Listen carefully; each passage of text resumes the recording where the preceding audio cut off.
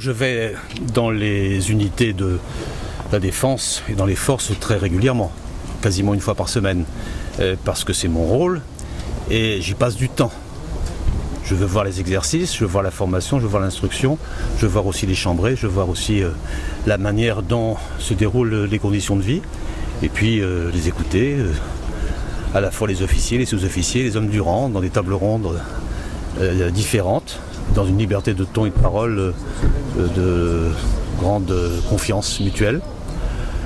Ce régiment n'a pas d'inquiétude pour lui-même, c'est un régiment de grand prestige, exemplaire, qui intervient beaucoup en opération extérieure, qui va repartir pour certains dans quelques jours au Gabon ou à Djibouti. Il a un avenir assuré, je pense, sur la longue durée. Les préoccupations que j'ai senties, elles sont doubles. Je crois qu'il y a l'interrogation sur le système des soldes qui a été mis en place par mon prédécesseur et qui ne marche pas du tout.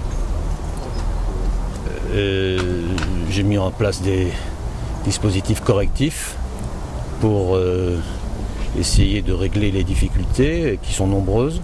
C'est un système erratique, une vraie catastrophe.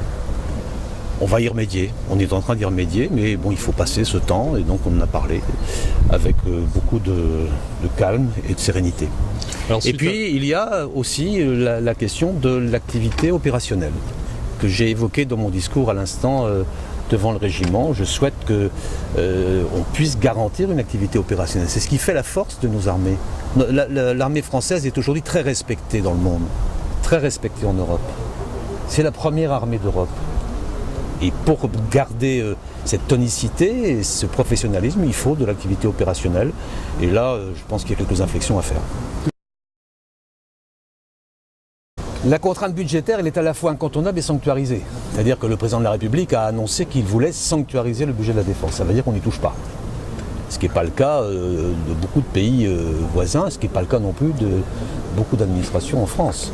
Donc c'est un gage de sécurité pour nous. Mais en même temps, dans ce budget contraint, il faut faire des choix pour permettre à nos forces d'être toujours entraînées et bien équipées. Je crois que je les ai rassurés sur ce point.